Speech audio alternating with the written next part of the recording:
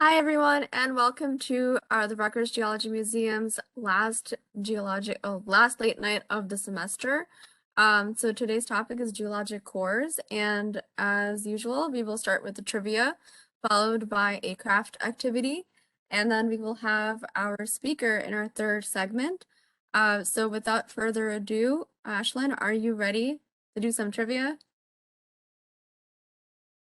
Oh yeah, I'm totally ready. We're gonna have a lot of fun. I agree. All right. Sure. Okay. Y'all are gonna learn a lot about geologic cores and everything with them. So if y'all want to join in and play the trivia, you can scan the QR code, or you can go to the website, www.menti.com, and put in the code that's right there. And grab some scratch paper or something, notes on a phone, and keep track of your score. That way, y'all can see how you did at the end of trivia. So, give another few seconds for scanning the code and joining on in. Um,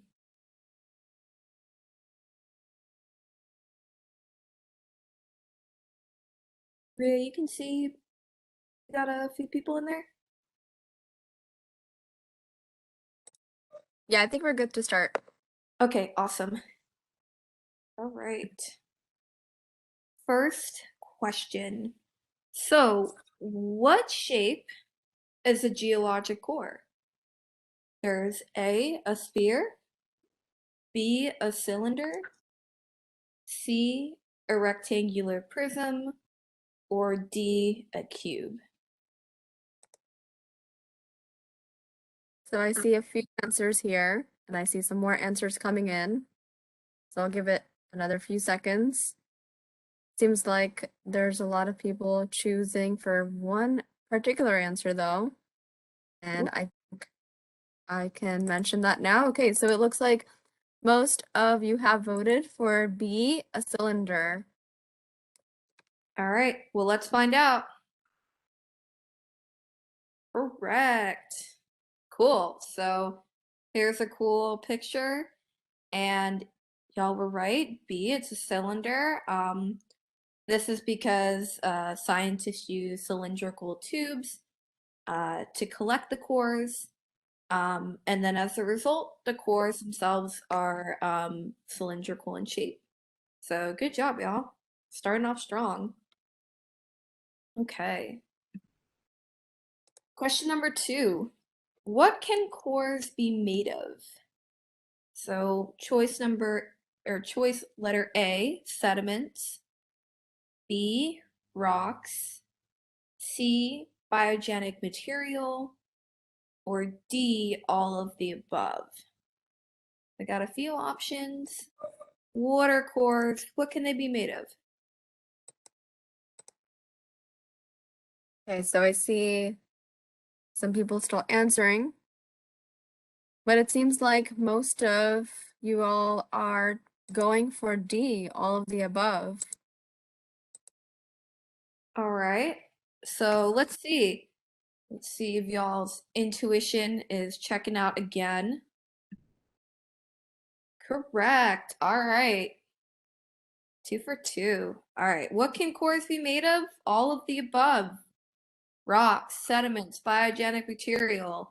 All of this, the composition of the core just depends on the location where they're taking it from. But all of these materials are what cores can be made of. So good job, y'all. All right. Let's move on to the next question. All right, question number 3. Geologic cores are usually split in half. If one half is used for sampling and testing, what is the other half used for? Option choice A, archiving, B, more sampling in case of mistakes, C, putting back into the ground, or D, nothing, it's destroyed. Okay, so I see a lot of answers are coming in for option, it looks like A for archiving. Oh, wait, there's almost a tie now. Ooh. And we have a tie. So we have a tie between A for archiving and B, more sampling in case of mistakes. All right, let's reveal A or B. Ooh, the A's got it this time. The answer is archiving. It's what geologic cores, one half of it is usually stored for. Um, Scientists do this because taking cores is a lot of work and it's really difficult. And you want to have one part of them that can be saved and always used as a reference. And then the other half of the core can be used for testing and analysis and all of that good stuff. So, all right. Next question. All right, question number 4. Which of these is not a type of core that scientists study? A. Coral cores. B. Ice cores. C. Tree cores. Or D. Scientists study all of these.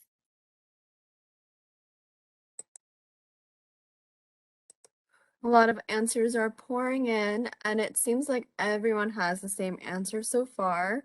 I'm still waiting on a few more.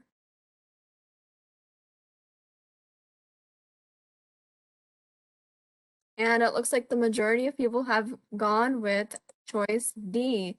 Scientists study all of these. Okay, well, let's see. I mean, coral, ice, and trees, all pretty different things, but, let's see what happens. Okay, all right. Y'all are right again.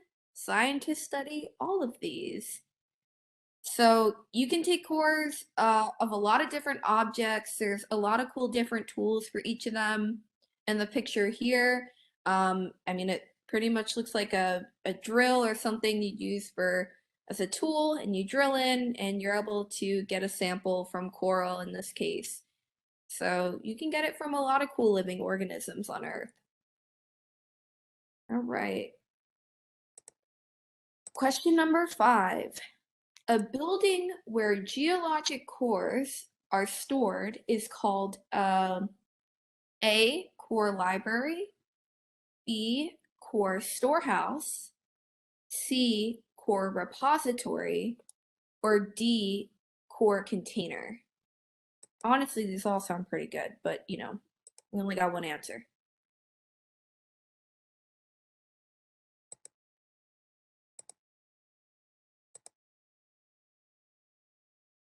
Okay, so it seems like most of the people are going with option C for core repository.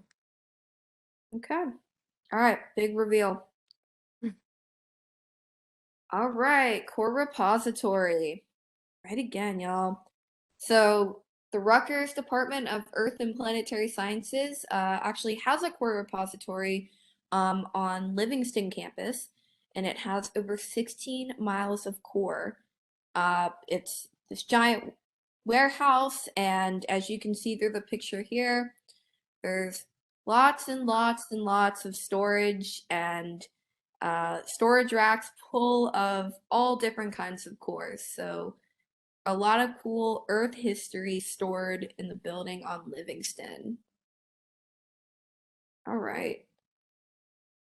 For those of you that may have come in a little late or just joining us, if y'all want to come in and join for trivia, just scan the QR code right there or go to menti.com and put in the 8-digit code below.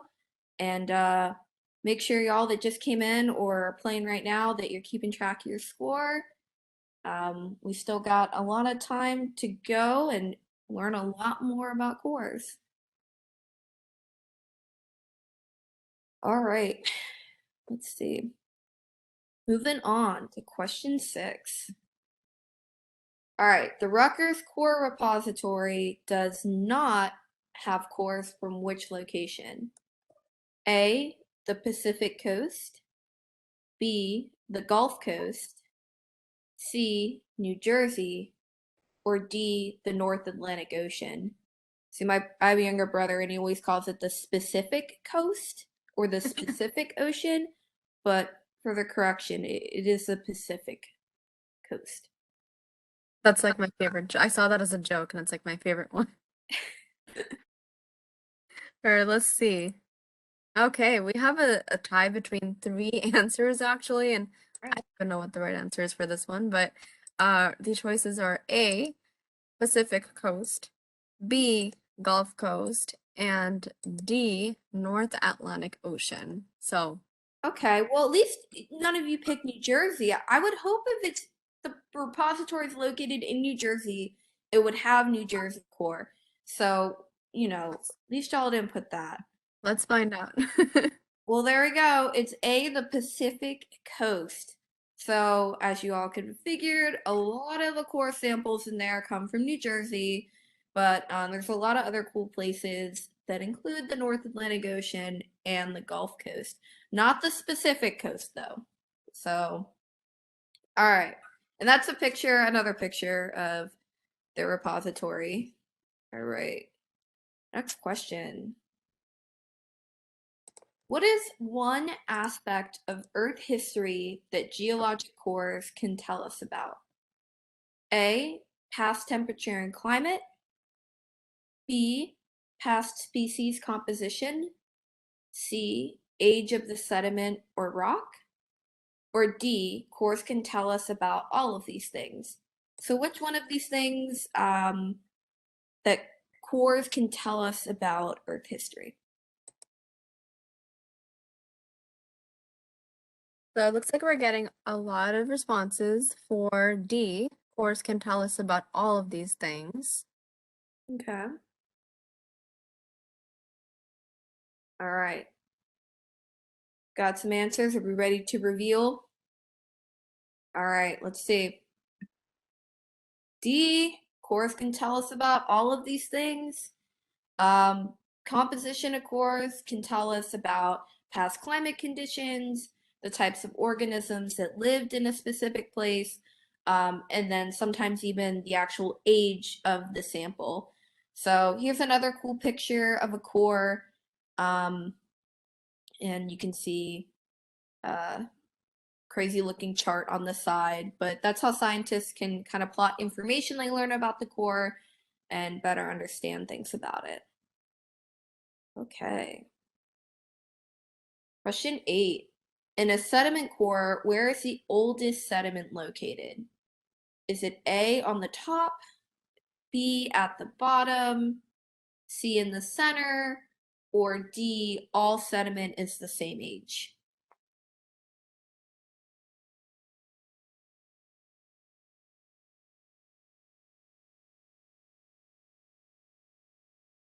Okay, so I see a lot of answers for B at the bottom. Okay. All right. Let's check it out. All right, B at the bottom is correct. The oldest sediments are found at the bottom, starting off, and then all of the younger sediments pile on top of this over time. So here's a picture of that. All the new stuff's on top, and then at the bottom, that's all the old rocks and sediments and biogenic material. Okay. Question 9. If an ocean sediment core is made up of 50% or more biological remnants, like microfossil shells, it is called A, terrigenous sediment, B, foraminifera, C, ooze, or D, biocore. I know most of these sound like sci-fi made up names, but promise they're all real, and there is a correct answer. Which one of the sci-fi answers is the correct one? It's your job to figure out which one it is. And then we have answers for all of them. So let's see. All right, big reveal. Drum roll. Getting more answers for D, biocore. I see a lot for that one. And in second place, we have B for foraminifera. All right, let's see. Ooh, C, ooze. Honestly, if I'm looking at that, and I know, I'd say ooze is the made up one. A very Yeah, scientific I term agree. describing it as ooze, but that's correct. Uh, as small ocean-dwelling creatures die, they pile up on the ocean floor and they sometimes form an ooze. So a very scientific term. Here's a picture of these very small creatures that make up the ooze. So, yep. That's the one. Yeah, right? All right. Question 10. Pictured here are common microfossils found in oceanic sediment cores. What are they called? Option A, diatoms, B, foraminifera, C, radiolarians, or D, coccolithophores. And some more sci-fi sounding names, but all science, all real, all very real. So there's a picture of the microfossils. What do you think they're called? I think so far we have a tie for everything. Okay. Right. And see if there's any tiebreaker. And nope, we're still at a tie. So we have equal answers for diatoms, foraminifera, radiolarians, and coccolithophores. So Ashlyn, do the honor and tell us which one it is. All right. Foraminifera. We don't say foraminifera every time, luckily. We can call them forams, totally appropriate. These are single-celled organisms that live in the ocean, and they produce a mineralized shell made of calcium carbonate. So scientists can determine the age of the sediment sample based on the types of foram species that are present within it. We get a lot of cool information from the calcium carbonate shell that the forams make. And these are all really small, by the way. Think like grain of sand or smaller. All right. Once again, if you just hopped in, or maybe you need to go back to it, head to the menti.com website, put in the 8-digit code, or scan the QR code, and make sure you're keeping track of your score. Y'all are doing great so far. All right.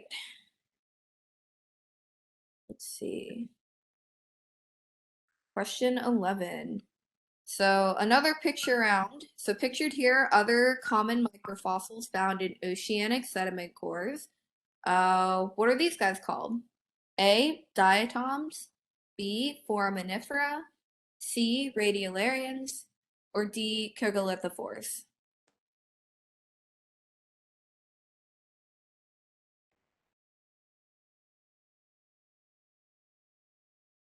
And again, we have a tie, but for 3 answers this time. So we have a tie for diatoms, for radiolarians, and coccolithophores. All right. Radiolarians. These are also single-celled aquatic creatures that have a spiny skeleton, and these are made of silica. And their skeletons are really useful for determining the age of sediments as well.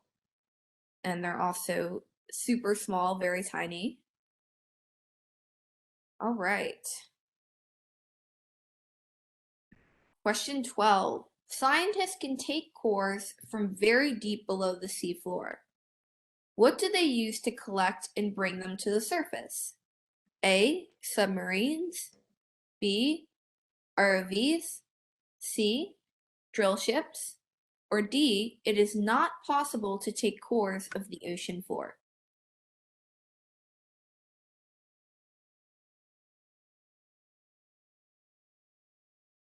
We're getting some answers in, and I see a lot for C, drill ships. Okay. All right, let's see. Okay, y'all are correct. Drill ships are these huge ships that have been specifically made to take core samples or to drill for oil and natural gas. There is a picture of one. Um, I know I've had professors in the past that do use submarines to go down and collect samples, but mainly just to pick up loose rocks and stuff. They don't drill down with the submarines for the cores. You need a big old ship just like this to do it. All right, so question 13. How deep is the deepest hole ever drilled into the Earth? A, 10,000 feet, B, 20,000 feet, C, 30,000 feet, or D, 40,000 feet? These all sound pretty deep to me. Yeah, it's so hard to visualize when you start getting above, like, I don't know, a skyscraper. We have a full range of answers so far. We're starting to get a little more for one than the others. So the popular top answer is for D, 40,000 feet. And then the next two popular are for B and C, 20 and 30,000 feet. Okay, all right, let's see. Ooh, 40,000 feet, the largest answer there. The Kola Super Deep Borehole is the deepest hole ever dug on Earth, and it reaches about 40,230 feet or 7.619 miles below the surface of the Earth. This hole was dug to completion in 1989, and the image right here just shows how deep it is. I know we've all heard how scary the Mariana Trench is, but it goes deeper than that. Crazy. All right. Question 14. Which of these things has not been found trapped in ice core? A, air bubbles, B, volcanic ash, C, pollen, or D, they have all been found in ice cores.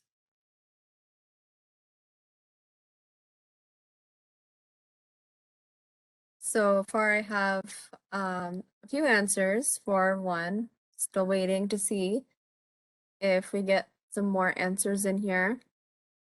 And it looks like everyone's choosing the same one, so everyone's going for D. They all have been found in ice cores. Got a variety of things. Bubbles, ash, pollen. Let's see. Okay, all right. Y'all seem to have a good going with your gut. Already happen to know this. All of these things are preserved in ice cores, and they help scientists determine how long ago the ice was formed. I mean, I think when we picture really cold areas, we're not thinking that we're going to find pollen there right now, but it's cool to think in the past we can find that. All right. If you're just hopping in and joining us, go to the Menti website and enter in the 8-digit code, or scan the QR code with your camera on your phone, and make sure if you're jumping in or you're still been hanging around the whole time, keep track of your score. We're getting towards the end and want to figure out how you did. Okay. So, last 5 questions. Question number 15. The oldest continuous ice core comes from Antarctica. How old is it? A, 800,000 years old, B, 550,000 years old, C, 130,000 years old, or D, 1,000 years old? Remember, Antarctica is the place down south, not north.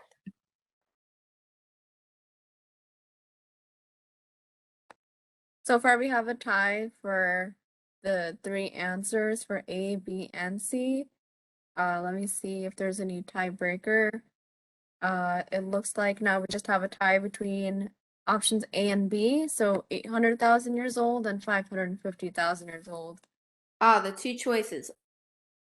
All right, let's see. 800,000 years old. All right, so Antarctica holds the record, but Greenland, which is other side of the world up north, also has some very old ice sheets. And the record for Greenland ice is 130,000 years old. There's a picture of scientists taking an ice core. Okay. Question 16. What is the average thickness of Antarctica's ice? A, 100 feet, B, 1,000 feet, C, 1 mile, or D, 10 miles? I was actually just watching David Attenborough nature documentary last night, and they talked about this, so that's pretty cool. I think I watched that one. On Netflix. Oh, I have, yeah, I've seen that one. Okay, let's see. So we have a tie so far between 1 mile or 10 miles. Let's, Go so, big or go home. Let's see. All right. 1 mile. The average is 1 mile, but the thickest part of Antarctica's ice sheet can get to almost 3 miles. I mean, this already sounds excessive, but somehow 10 would have been even more. But 1 mile is still pretty crazy. All right. Question 17. Scientists take core samples from corals to determine the coral's health, B, past climate conditions, C, the coral's diet, or D, which species the coral belongs to.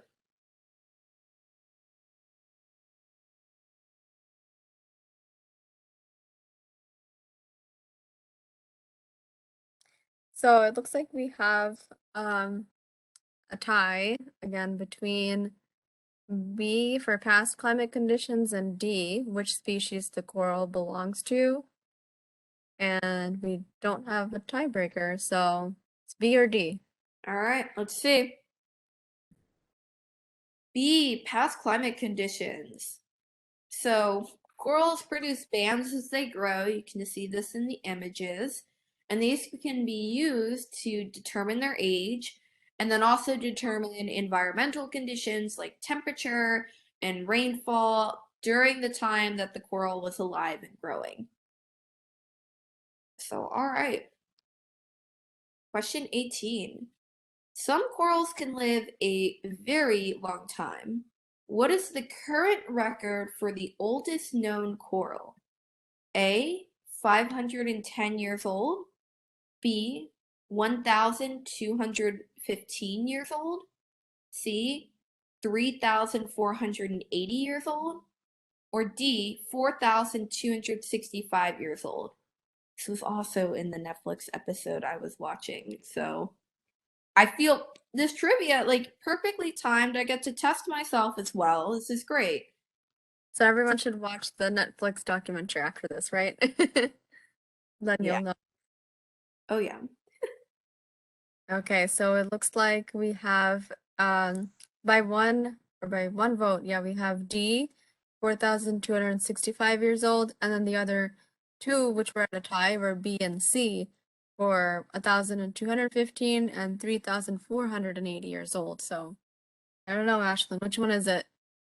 All right, let's see. All I know is this coral's living a lot longer than I am. So, all right. D, 4,265 years old. The current record holder is a deep sea Hawaiian black coral that was radiocarbon dated to be this really old age. That's insane. Looks I young. totally did not know this. Looks great for its age. I'll say that. Right? I want their skincare routine, please. All right, let's see. All right, coming down to the last two questions. Question 19. Scientists also take cores from trees. The pattern of the tree's rings can tell scientists about A, weather and seasonal cycles, B, the tree's age, C, past changes in climate, or D, all of the above.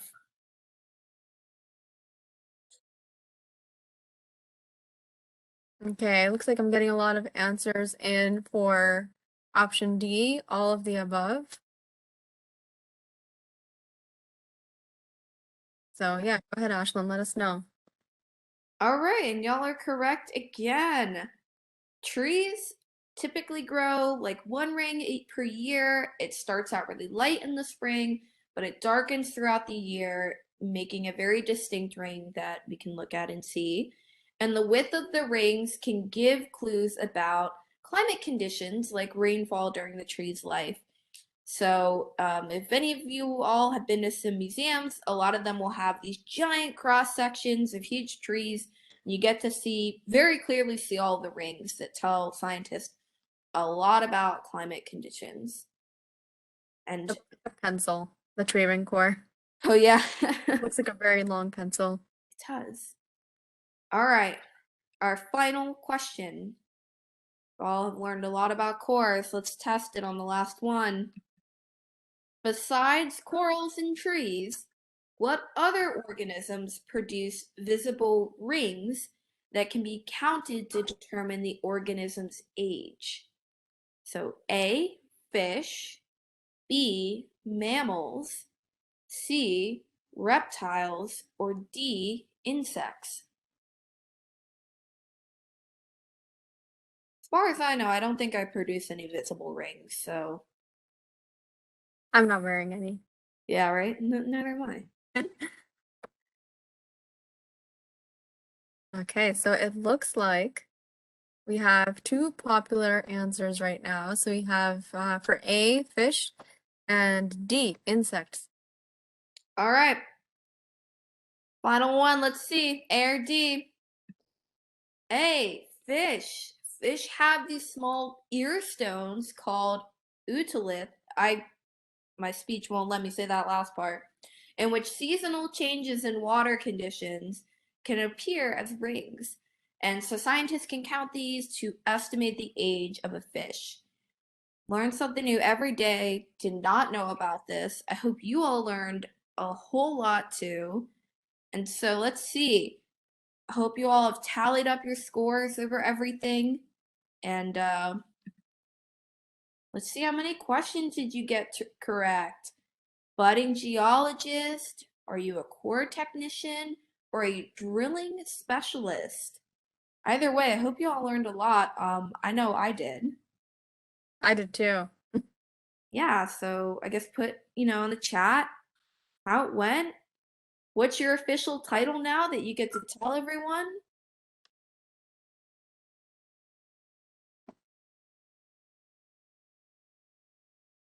But let's see. All right, so Mikola says core technician. Nice job. All right, so I actually have a craft for you all if you're ready for that. Yeah. And if you could go to the next slide. All right, and Jamie, good job, core technician too. All right, so we have a core craft actually. So you will need to grab some supplies. So you will need a narrow drinking glass, a vase or a tube, or this empty spice jar that I found in my pantry. You will also need some sugar. You will need some black pepper, which I have a fancy grinder, so that's going to be interesting. And you'll also need some salt. So again, sugar, salt, black pepper, some kind of glass that you can see. And if you would like, you can use a spoon, or if you have a funnel, because it will get a little messy. So go ahead and grab your supplies. And before we actually do the craft, we just have a few things to tell you about. So I think it's on the next slide. Ashlyn, if you could click that. All right, so we're going to be talking, well, Dr. Lauren Lightsky and Adamo will be talking to you guys about cores and all kinds of cores. And one of the things that she's going to talk about is glaciers. So we are going to kind of simulate making glacial ice layers. Okay, so how does a glacier even form, or how does glacial ice form? Well, basically you have snow. You need a place that's really cold, and you need layers and layers and layers of lots and lots of snow. So over a long time, these layers of snow, they get compressed from the weight of overlying layers. And so these snow crystals that fall to the Earth's surface, they are all really unique and pretty. I'm sure you guys have seen snowflakes. You've seen them maybe made paper crafts of snowflakes before. So they're all really different based on the atmospheric conditions. So for example, if it's moist or if a warm condition, then you'll get those really big and fluffy flakes. And that's what you would call summer snow. And the other kind in cold or dry conditions are small and really thin flakes, and that's what you would call winter snow. And so on the next slide, actually, there's some more pictures, I think. And there we go. So that's how a glacier forms. You can see there's all different types of snowflakes, right? And so as the snow falls down, right, they layer up, like I said, and eventually all the way at the bottom, you'll get like that glacial, really pretty blue glacial ice. And near the top, you'll have more of like the fluffier snow. So it can take actually 30 to 40 years for snow to actually form the really dense glacial ice that I was talking about at the bottom. And glaciers can actually, they move, they slide, and I won't give away too much because I know Lauren is going to be talking about this. And so I think we can go ahead and start our craft. So Ashlyn, if you want to stop sharing, I think everyone will be able to see better. Okay, so I have my trusty jar here, and I am going to take out some salt. I'm going to pour some salt in there. I actually have garlic salt, so it smells pretty garlicky right now. And I'm going to try, I'm doing this on the side, not in front of the camera on the laptop, because I will definitely have salt all over my keyboard, which we don't want. And here's one little layer here, which you guys can see. I have a nice little garlic snow layer here. And I'm going to say that let's pretend there's a volcano that erupts. So now we have volcanic ash. So that's what our black pepper is going to represent. So actually this might be harder than I thought since the grinder is wider than the jar, but we'll make it work. Okay, so I'm getting my volcanic ash layer here. I'm also getting pepper all over my desk, but that's okay. I also advise you do this on like a plate maybe, or maybe do it over a surface that you can clean. So there's some of my volcanic ash layer, you can kind of see that. And now we have some of my sugar, which we can pretend that is the big fluffy snow that we were talking about. And my salt was the smaller snowflake, so that would have been my winter snow. So I'm putting my summer snow in here. Get that layer. Okay, let's see what it looks like. So you can see the 3 different layers, and I think I'm gonna make another volcanic ash layer. And you can do this, you can alternate between your layers. And once you're happy with your creation, you can go to the Padlet. Ashlyn, can you put that QR code up? So you can take a picture of your creation and you can put it on the Padlet, post your picture there, and share it with us. We want to see what you made. So you can kind of see my ash layer there. I have 2 ash layers. All right, and there's the QR code. And I can actually, or Ashlyn, if you have, do you have the Padlet up or do you want me to get it?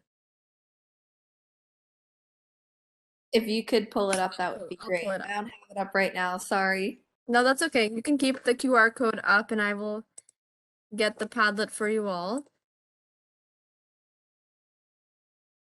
This is a cute little activity you can do, make your own geologic core.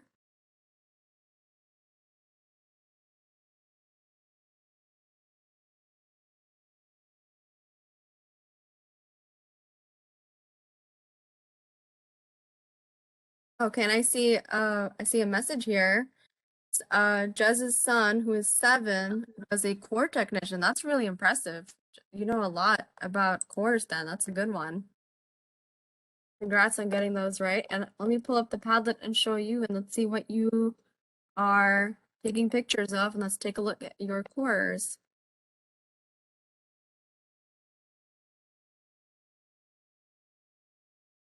If you stop sharing, I can start sharing the Padlet. You should be good to share, Rhea. Thank you.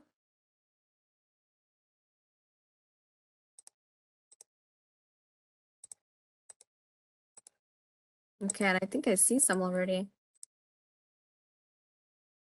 There we go. All right, look at these. They're looking really good. So Mikola has a nice one there.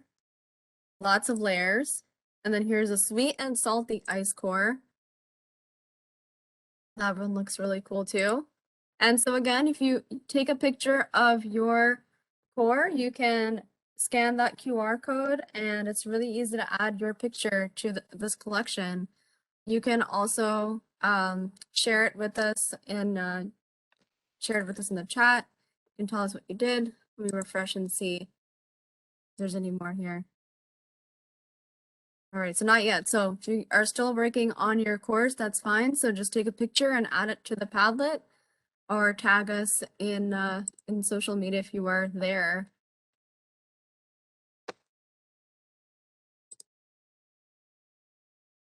Okay, and so Lauren, are you ready? I am. Someone make Okay. me the host so I can share my screen. All right, so now I am pleased to introduce you all to our speaker for tonight. So we have Dr. Lauren Adamo. She is the director of the Geology Museum, and she is also a professor over in the Earth and Planetary Science Department that we were talking about earlier. We were showing you all about our repository, and we told you a lot about the department. So without further ado, go ahead, Lauren. Thank you, Rhea, and thank you, Ashlyn, for doing the trivia with everybody. Hold on one second. Let me get share my screen.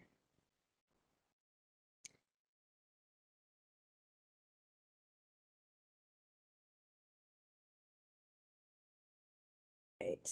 And we can see this now? Yes, we can. Yes, thank you. Okay, so welcome everybody. It's nice being on the presenter side. Usually I'm the one introducing the speakers.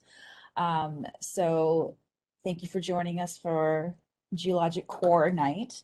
I'm going to talk to you a little bit about an introduction to cores and different types of cores and a little bit of what you can learn from cores, but fully acknowledging that this is just a very small sampling of what cores can tell you and about cores.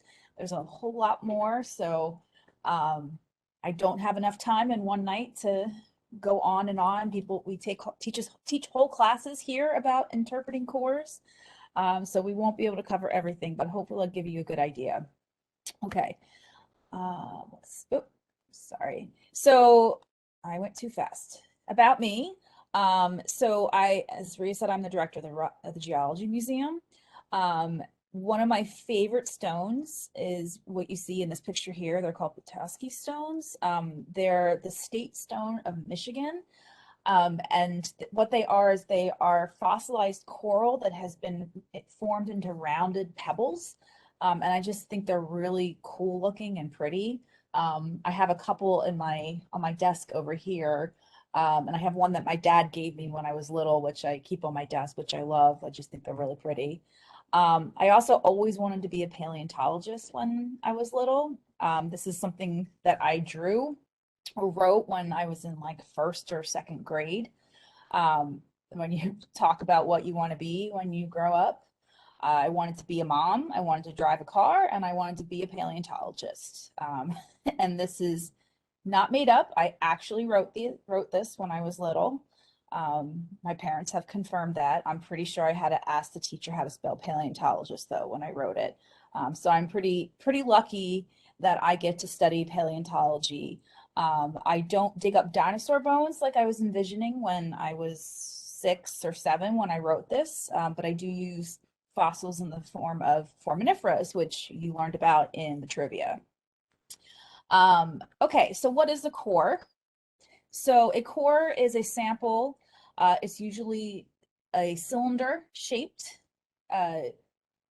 substance.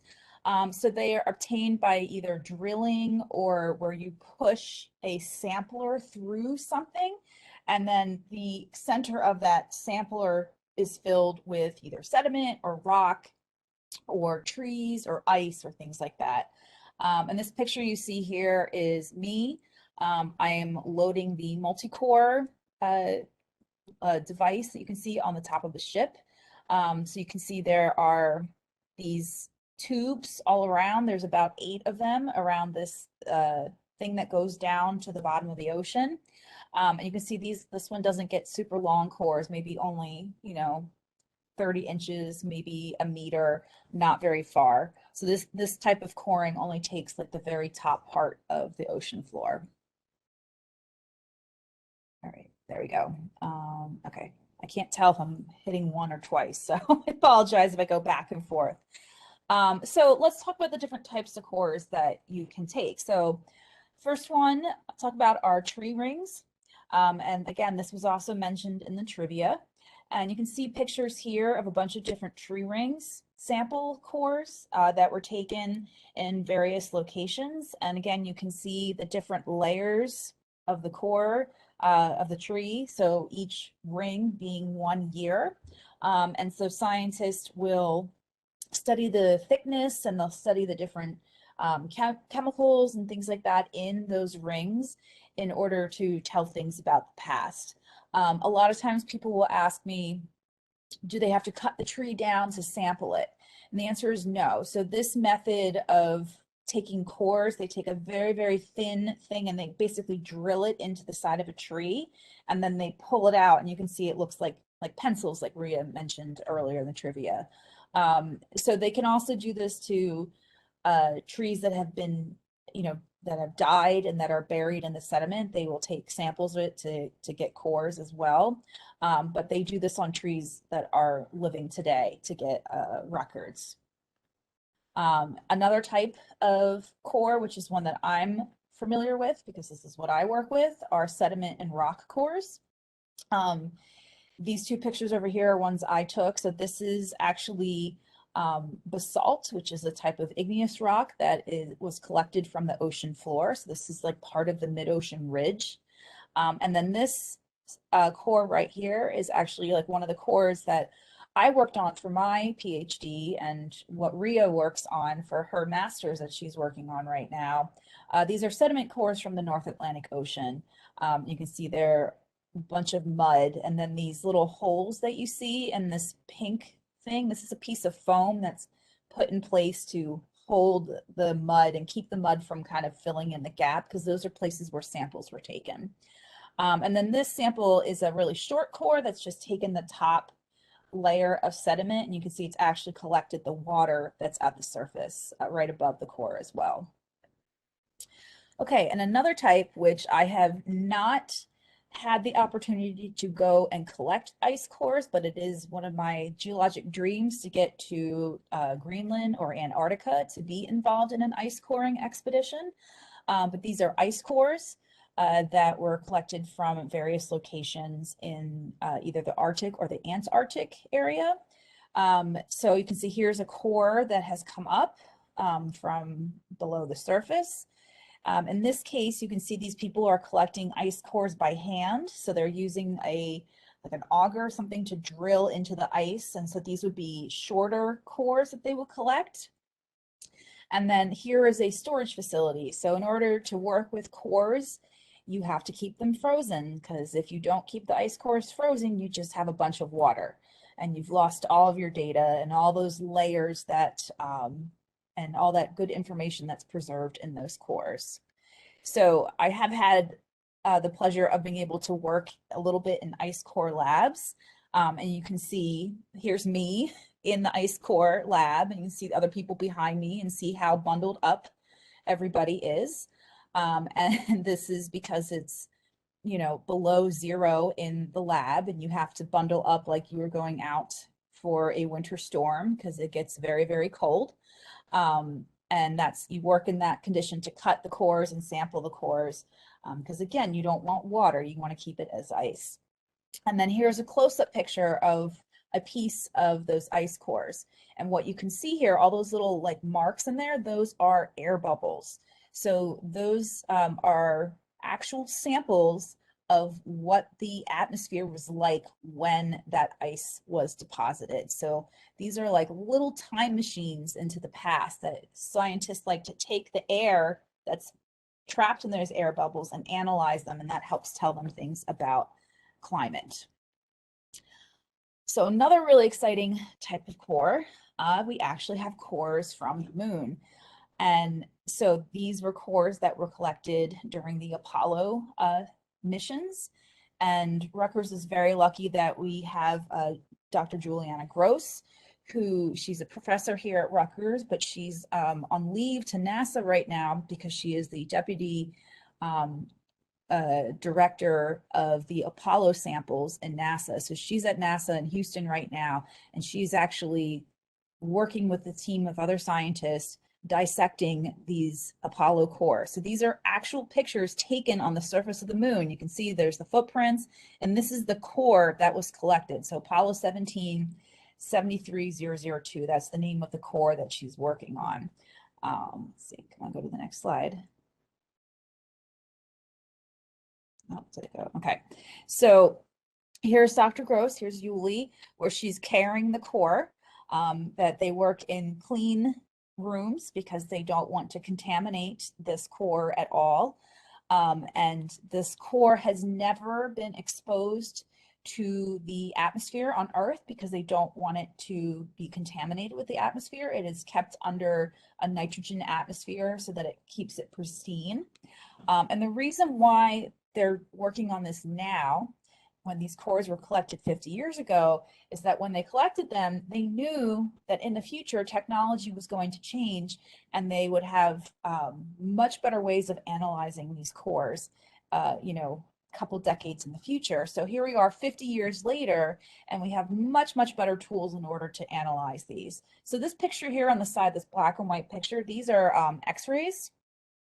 And so this is an x-ray of the core that was taken in the 70s. And this is an x-ray that was taken in 2019. So just with that improvement in x-ray technology, you can see there's a huge difference in what they're able to see.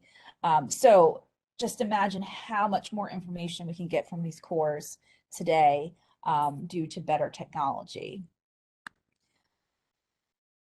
Okay, so here's a picture of the core team that is working on extracting this core, and it's amazing that it is 3 female scientists doing this work. You can see they're very excited to extract the core. So if you look, so this is that nitrogen atmosphere area that they work under. So in order to work on this, they don't touch the core with anything that's touched the air. So they have to stick their hands in with the gloves, and they have to manipulate the core that way. And then the core is actually right here. Okay, you can see it on this platform in front of you. Okay, so this is another picture that Dr. Gross sent me about how they are dissecting it.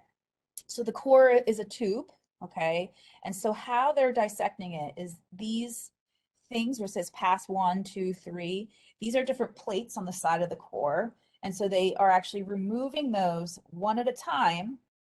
And then they remove past 1, and then they take a little tiny scooper and with those gloves, and they pick it up and they put it onto a sample thing. So they do this for the entire length of the core. I think she said there's like 37 intervals that they're sampling, and they're like really small intervals of like a ½ centimeter or so. I don't remember the exact dimension, but they go piece like a little spoonful, not even, sort of like a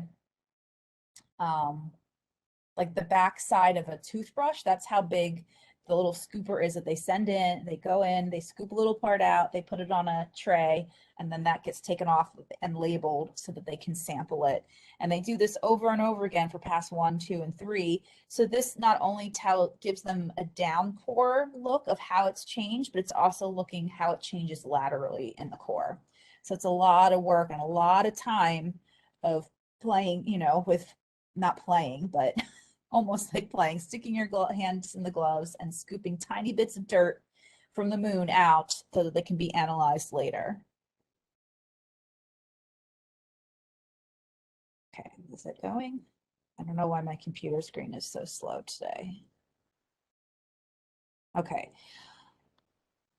All right, so this is another activity that you can do later if you want to simulate how cores are made. You can scan this QR code here. It will take you to a site from University of so Dartmouth College and their School of Ice, which is a professional development that has a lot of activities on specifically ice cores and how to utilize ice core science in your classroom. So definitely check it out if you're a teacher and interested in that. So what these are cores that made by people like me. This is actually my core that I made right in the center when I did this workshop to illustrate how cores are made. Okay, so where this is a tube and we put stuff inside of it to represent different events in our life. So what exactly does that mean and how does that relate to cores? Okay, so this is another activity that you can do with students if you're a teacher to simulate how a core is made. Okay, so here we have our core in the center and we have all these emojis around it.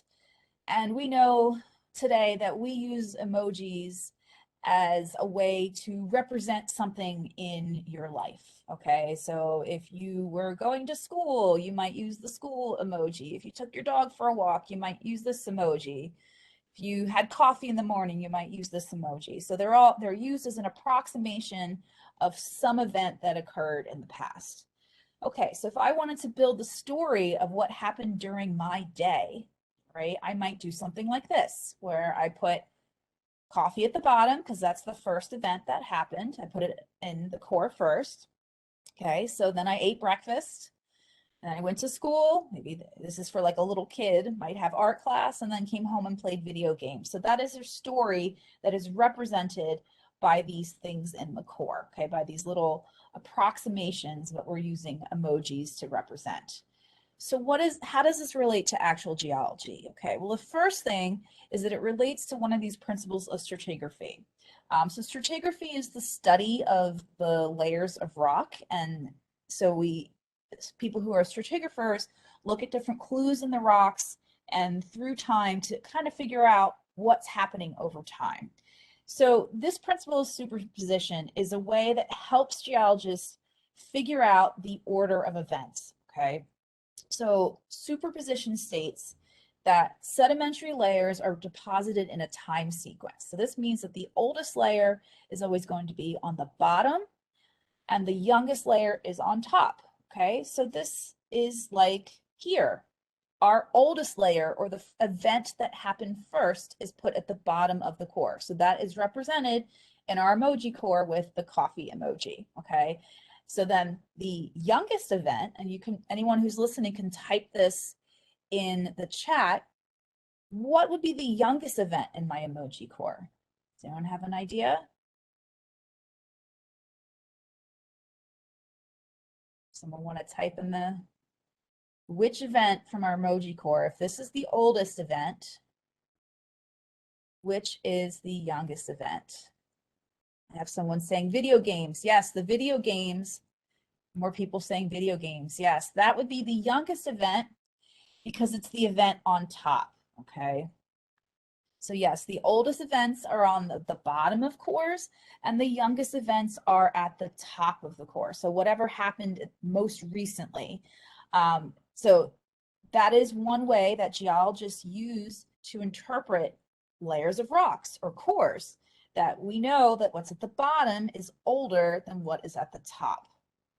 Okay, so this is another type of life core model that I have made with students and kids at the museum before. We have this tubing, and then inside I give them little shopkins, which if you have kids, you probably know what shopkins are, but they're like these little itty bitty toys that, you know, they're different household items. So they're like different food and a hairbrush and, you know, all kinds of different clothing and stuff. So they do the same thing where they build the story of their day with representations of those events through these shopkins. So these figures represent an approximation of an event that has happened in past. And the reason why I keep using the word approximation is because it's related to the word proxy. So you might have heard this before, climate proxies or a proxy that's in a core. So a proxy is, something that's a representation or a substitute for. So when we study the past or paleoclimatology, which is what a lot of core science is done, is that we look at what is in the core. So the physical characteristics that are in the core. So this can be, things like chemical signatures, or it could be a physical characteristic of like how many of something is there, or what is there and what's not there, what fossils are there, etc. You measure that, and that gives you an idea or an approximation of what happened in the past. So it's not the actual event. So when you look at the little emojis, so the coffee thing, okay, that's not the actual coffee that you drank. We know that, but it's a representation of that, okay? So why do we care about proxies? Well, scientists go through lots of different cores and lots of different locations, lots of different proxies, looking at all different things, which I'll go over what some of those proxies are, to put together things like this record right here. So what this record is, it looks like a lot of wiggles to most of you, which you're right, it is. But let me just explain the different parts of the graph. So down here, this is time, okay? And so this is today. So this would be 2020 here. Oops, sorry. And then this would be about 2,000 years ago. So it's going back to 2,000 years ago. And then this axis is in degrees C. So then these lines, which I'll show you what they are, these are what the different proxies that we find in the record. So this could be things, information from tree rings. It could be information from foraminifera, which we talked about in the trivia. It could be information on, how many tree rings, how many ice layers, things like that. Tell us about what the climate was doing. So it's not just climate that this is used for, but it is a big thing of what cores are used for, is to understand climate. And that's where what my research is to look at the climate record. So I'm not going to go through all this, but this is just to show you that one record, this one record is the work of lots and lots of different people. These are all the papers that were put together to make that record. So that is a lot of work, a lot of people, a lot of different proxies, a lot of different cores to put together that record. Okay, so let's go with like a more specific example. So if we look at ice cores, okay, Rhea already talked to you about the different layers in the ice cores, okay? So we know that during 1 year, we get one light and dark layer, which represents 1 year in an ice core, okay? So if you can go back and count how many ice layers there are and look at the different proxies that are in the ice, you can tell something about climate. So here's a closer up picture of an ice core. So what do you notice in this core that you might, if you're a scientist, what would you want to analyze in this core? So what do you see here that you might have made in our craft tonight? Someone type in the chat. So someone said, yes, this black line. Yeah, that is very prominent in this thing. And yes, Jez, you are absolutely correct. This is a layer of volcanic ash. So that is something that you would find in an ice core. So this is a proxy for a volcanic eruption that occurred in the past. What do people see? What do you see in this part here that maybe you made with the sugar and the salt? Let's see. Season changes, yes, okay. Season changes based on the different layers. So we see the dark and the light layers there. So yes, we definitely see the black line, which I've already told you is ash. We have the different layers. If you look, you can see there's dark and there's light layers. Those represent the season changes from winter to summer. But there's other stuff in this core that will give us information. So let's talk about what things can be preserved in that core. So first thing is gases, okay? There is gas preserved in those ice cores. Remember, I showed you those ice bubbles that were in the cores, okay? Scientists can take those ice bubbles, they melt the ice, and they collect the gas that comes out of it, and they put it through a machine that analyzes what type of gas is there, and it can tell them information about the past. This is the main reason we know how CO2 has changed over the last several 100,000 years. When you ask, well, how do we know what the CO2 concentration was 100,000 years ago? Well, that's because scientists analyzed the air bubbles in an ice core, and it told them what the CO2 concentration was. So just to be clear, the gas that's trapped in the ice cores, that is the only thing that is not a proxy, okay? That is an actual direct measurement of the atmosphere because it is an actual sample of the atmosphere.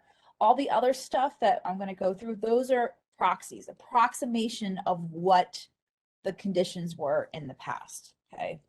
But gas and the CO2, that is a direct measurement of the atmosphere in the past. Okay, so some other examples of gases that you can analyze from ice cores, like methane, CO2, oxygen, nitrogen, argon. There's a whole bunch of different gases that are trapped in those itty bitty ice bubbles. Another thing that can be trapped in the ice core is dust. So that can give us idea of weather patterns. So there are big dust storms that come off of Africa and deserts, and that dust gets travels very far, even to the poles. So that can give you ideas of the weather. Pollen. So pollen, which, you know, makes us all miserable in the spring, but that pollen can be blown very far distances and it can get trapped in the ice. So scientists will go and they'll look at the pollen, the exact type of pollen that is in those in the ice cores, and they can tell how the vegetation has changed through time. And there are, as we know today, there are plants that live in warmer weathers and there are plants that live in colder weathers. And if you can look how that pollen number is changing through time, it gives you an idea of the climate. Okay, so it's not the actual climate. We can't tell exactly how cold it was based on the type of pollen, but we can tell, okay, this is a colder time period because it has this type of pollen, and those are more cold weather plants versus more temperate weather plants. Okay, volcanic ash, like that big dark layer, those are great for telling us ages because we can use things like chronologically date. We can actually get a date on the volcanic ash to tell us exactly how old that is. There's very few things in cores that we can actually, you know, find out, you know, the half-life and determine how old something is. So you've probably heard of carbon-14 dating. And yes, we can carbon-14 date items, but that is only good to things that are 50,000 years or younger. If you have volcanic ash or an igneous rock preserved in cores, then you can date things that are much, much older, up to, you know, millions and billions of years old. So it's, you know, scientists like when there's volcanic ash because they can get a date on that layer. Okay, stable oxygen isotopes. So you can do all sorts of isotopic analysis using a mass spectrometer.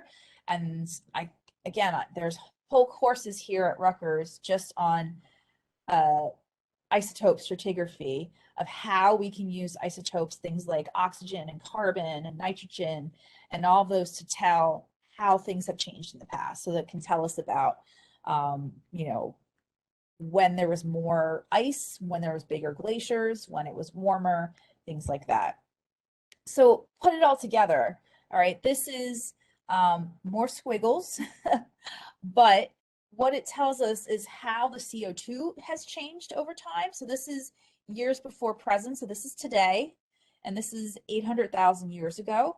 And you can see this is the CO2 record where it's going up and down and back and forth. Okay, so there is this variation, and that is from directly sampling the gas that's trapped in those air bubbles.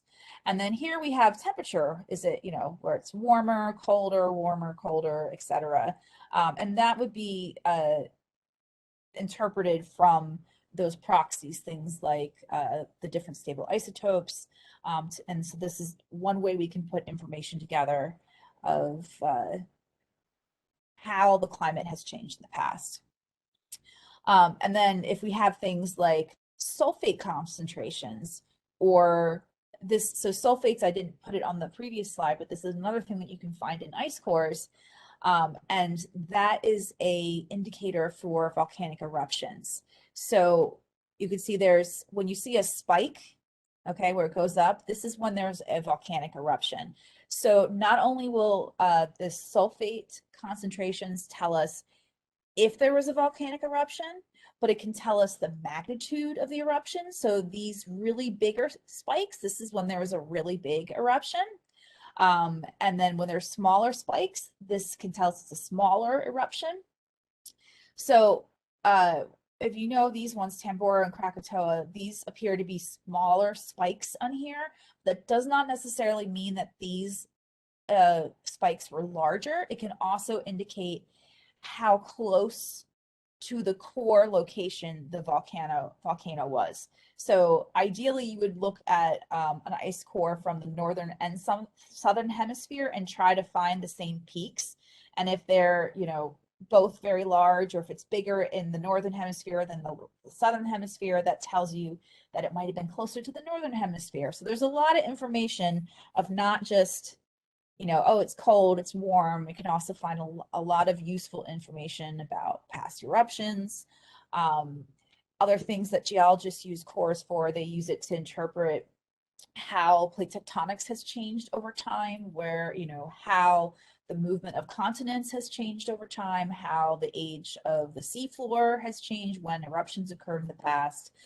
So like I said, whole classes here at Rutgers are taught on just how we interpret cores.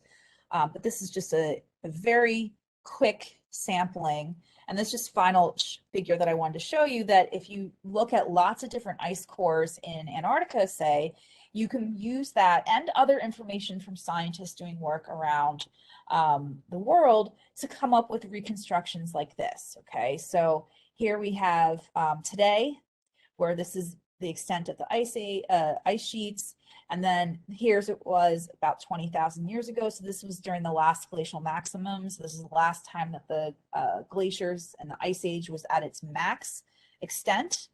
And then this is 120,000 years ago, which was the most recent time period that was very warm like it is today, and what the extent of the ice age was. So this is why we care, because we want to see what were these climatic events like in the past, and how does that compare to today?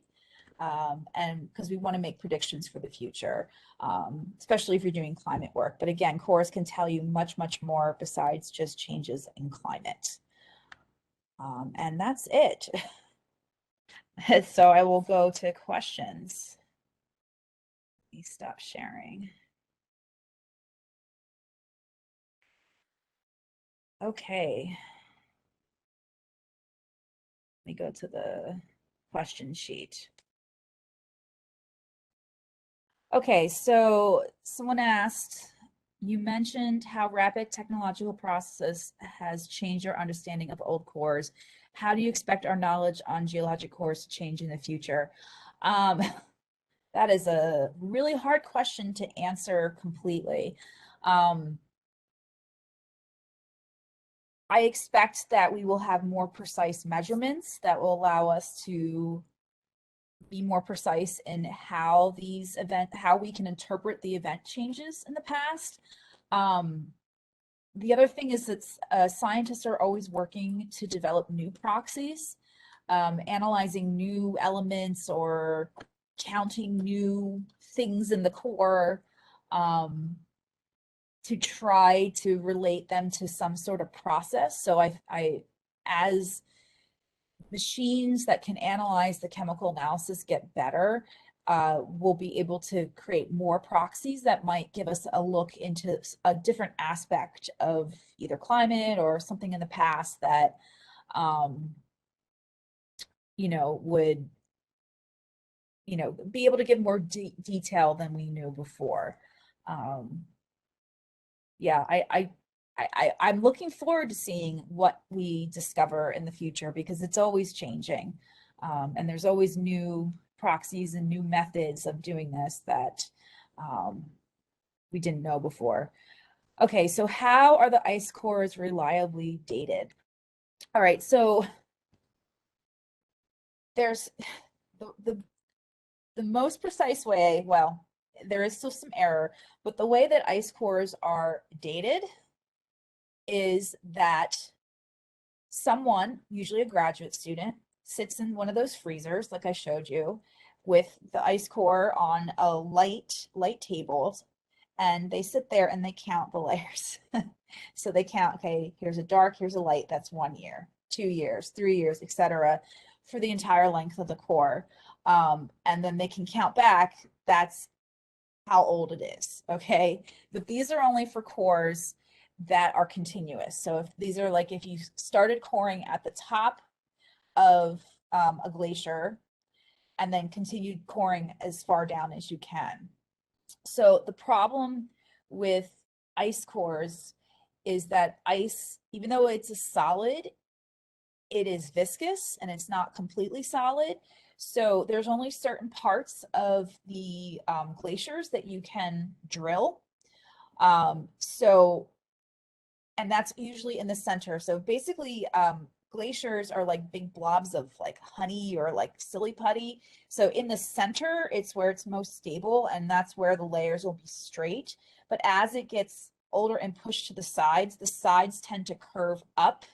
All right. So you can't drill on the sides of a glacier because the ice layers are no longer straight. So remember we talked about the law of superposition where the oldest is on the bottom and the youngest is on the top. That doesn't apply to the sides of the glacier because it has been moved. All right, so sometimes things happen to layers in geology, in ice and in rocks too, where that law of superposition has been kind of moved around because it has been moved by some either tectonic forces or the flowing of ice. So that is why scientists really like when you find volcanic ash layers, because they can date those layers. There is still error on that. And so you get error bars of like plus or minus a couple 100,000 years or a couple of million years, which again seems like a lot to us, but in geology that is not that long of a time. So it's as precise as we can get it. So that's about all I can say for that. At what age was the oldest core you were able to date? So for my cores, the cores that I myself work on are actually pretty young. So my cores are from like the Holocene to Pliocene. So I think the oldest cores that I've worked with go back not even, maybe 200,000 years, which is not super old. And those aren't dated. I don't have volcanic ash layers, so I can't date precisely in my layers. And I can only use radiocarbon dating back to about 50,000 years. So things that I have physically dated and used radiocarbon to get an age on was about 40 to 50,000 years old is what I've dated. But there are people in my department who work with cores that are much, much older. Will an earthquake visibly impact the composition of a core? Yes, it will. It will disrupt it, and there are actually cores where you can see faults running through, like the rock layers, or you can have sediments disrupted from like a tsunami or an earthquake, things like that. So yes, you definitely can see evidence of earthquakes in cores. Jess says, my son is working on his NOVA awards for Scouts. He would like to know how geologic cores can make the world better. First of all, good job. I'm a Nova counselor for Scouts, so way to go. I have talked with many kids on those awards. So how can I make the world better? I mean, I love understanding things and how things are formed. So I think cores give you a glimpse of the past, something that we can't see anymore, and understanding how these layers got there, how this mountain got there, how this lake got there, how the rocks beneath our feet got there, I think is a really important thing for people to understand. And it kind of puts puts it into perspective our role in this world, that we haven't been here for a very long period of time. So I don't know if that makes the world a better place, but I think it gives us a better understanding and appreciation for how long this earth has been here doing what it does, and that we're just a small part of that at this point. So I don't know if that answers it, but I think it's pretty cool. Okay, another question. How do scientists decide where to drill? Okay, so that's a really good question. You can't just go and drill anywhere. I mean, you could, but you might not get a lot of information. So first of all, it's very time intensive and it's expensive to drill cores. So you don't want to just go anywhere. And especially if you are on a ship in the middle of the ocean that is costing $1 million a day to operate, you better know where you're going to drill. So usually there are sampling or survey studies that are done that go out to the area of interest. So, you know, the geologist might have studied the land on top of the earth, if you're on land, not in the ocean, and looked at them and say, well, I can see this here. And they use the laws of stratigraphy, and they date things, and they take samples and they analyze them for the proxies and say, okay, well, we figured out all of this, but now we want to see what's beneath the surface. So they might try to do imaging surveys, things like seismic surveys, where you send sound waves down into the ground, and then when the sound waves come back up and hit a receiver, it makes a picture basically of what's beneath the earth, and geologists will interpret that and say, okay, I see these structures here. I think this area is a good place to drill. Same with in the ocean, you can do seismic waves, seismic profiles, where you take images of the seafloor and you say, okay, well, I see this here. I want to drill here, okay, because I want to get to like the deepest sediments, or I want to get a really high resolution, a lot of sediment that's like the youngest sediment. So I want to drill over here. And things like sonar and swath radar bathymetry, where they image the ocean floor, those things are all used before you drill. So scientists try to collect as much information as possible before they go and start drilling. Okay. How successful is ice core sampling? Is it common for mistakes to happen when studying the core? Yeah, mistakes happen with ice cores and regular cores. I have probably made every mistake possible studying sediment cores. I've dropped samples on the floor. I have washed my samples down the drain when I was cleaning the mud out of them. And I'm sure people who have worked with ice cores have accidentally melted their samples, and especially if things like, what if your freezer breaks and your cores melt? So yes, mistakes happen, and this is usually why we take small samples so that there's leftovers. I think it was one of the questions of archiving, so that you usually split the cores in half and you take little sections of it, or you take a little piece, so that there's more that you can go back to and sample it, one, if you mess up, or two, if you need more sample. And then you have the archive, so that if you always need to go back and reference it, it's there for the future as well. Okay, so next question, do you need special access to enter the Livingston core repository, or can I go visit? Yes, you would need special access. They're not open to visitors. just to walk in. And right now with COVID, it's not open.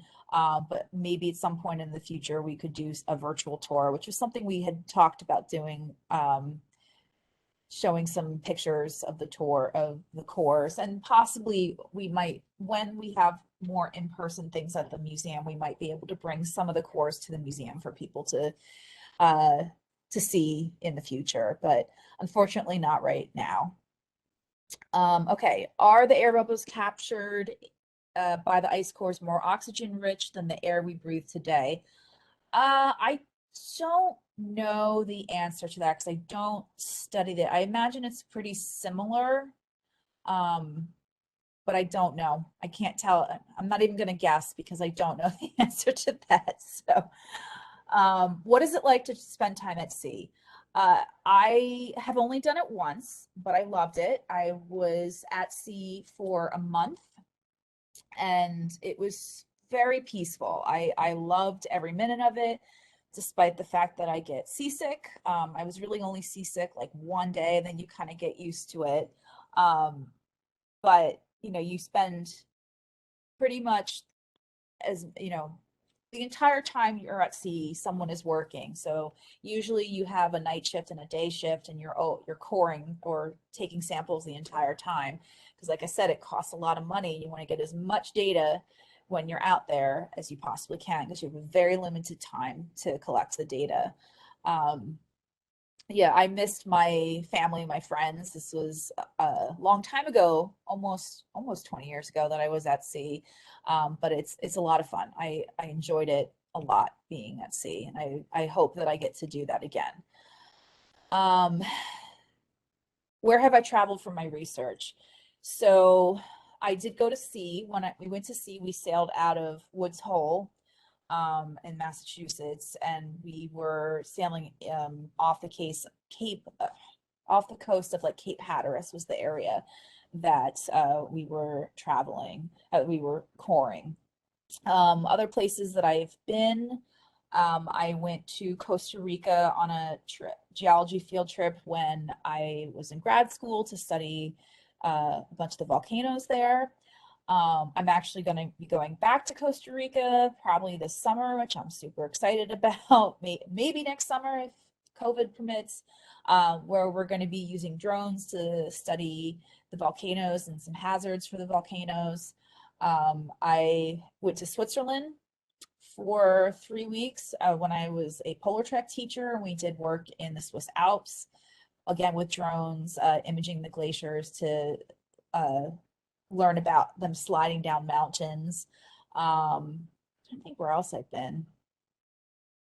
I've done a lot of work in New Jersey. All last year I was working with Ashland. Actually, we were going down to the Jersey Shore and flying drones LBI to study the beach erosion there. So I've done a lot of local field work as well. Okay, let's see. Ria's mom wants to know, can cores get damaged from pollutants or bacteria? Can there be active bacteria in ice core? Active in ice core, I don't know the answer to that. I don't think there is. I think it's too cold, especially if you're collecting from Antarctica, because, you know, in Antarctica, it's too cold even for bacteria to live. But yes, cores can be damaged. They can grow mold, they can rot, they can break, dry rot.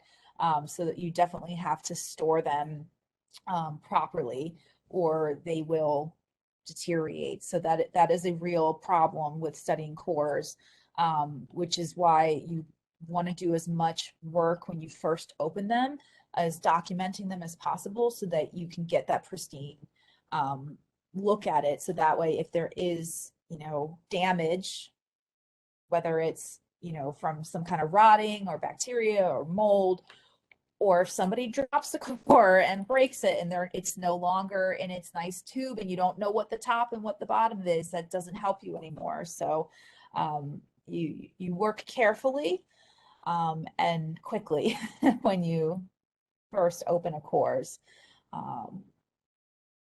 Let's see, what made me decide to become a geologist?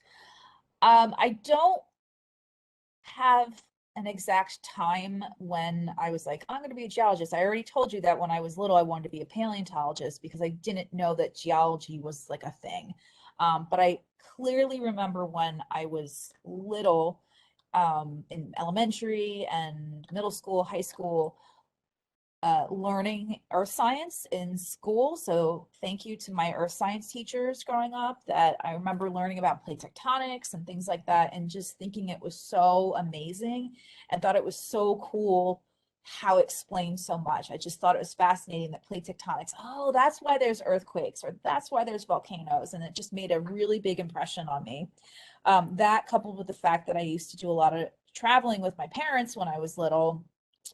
They would take me to all different national parks like Mount St. Helens, Yosemite, Yellowstone, all of those. And I was so fascinated by these amazing geologic features surrounding me that I wanted to know, I wanted to find out how they were formed. And that's what led me into geology.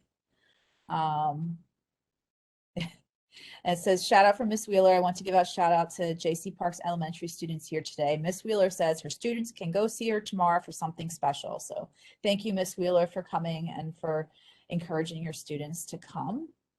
And I think I have time for, let's see if there's one more question that I haven't answered yet. How do you date layers in a sediment core sample versus an ice core sample?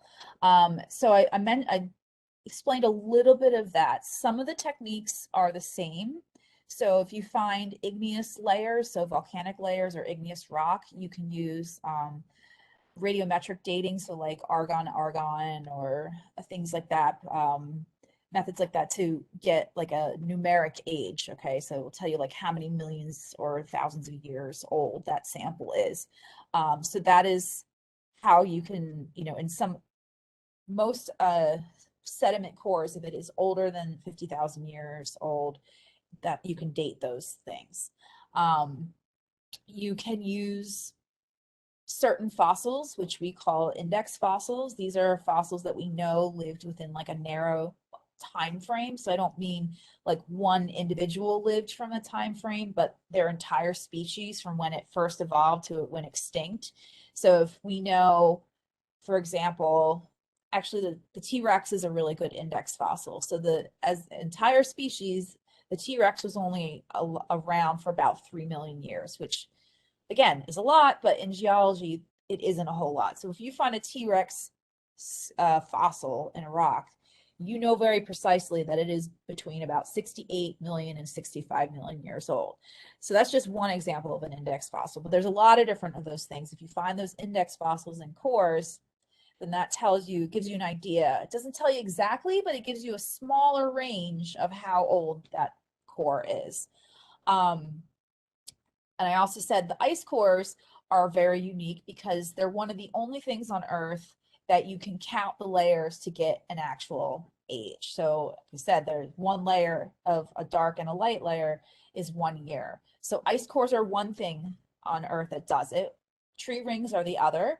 Fish also do that, which I did not know. That's something I learned today with the trivia. And then the last thing that does that is a type of sediment core. So this does happen in sediment cores, but this happens in lakes, which are called vars. So this is another type of sediment that you only get in very specific conditions. It happens in a certain type of lake where you get a light and a dark layer that represents 1 year. So you could count those layers back for ages. So yes, some of the techniques are the same, but some of them are different depending on what type of core that you're using. And I think I am out of time. So that was really cool, a really cool talk. And Thanks. I feel like I rambled, but thank you for listening. no, it was really good. I love the pictures, and yeah, I'm sure everyone will agree that was really informative. So thank you again for being our speaker tonight. And for the rest of you, thank you all for being our lovely audience. And I know I said this was our last late night event, but I did not say it's our last event of the semester. Our last event is actually going to be on December 16th at 6 p.m. and it is our Ask a Geologist, and the topic will be water sustainability. And we will be joined by Rutgers alumnus Sean Stevenson, who is a natural resource specialist at Blue Triton Brands. And Sean will be talking all about water, how it's used, and how we can help to conserve it. So I'm sure we all look forward to hearing that again on December 16th at 6 p.m. And so mark your calendars and we'll see you again. And good night, everybody. And thank you, Lauren. Yes. Thank you, everyone. Have a good night.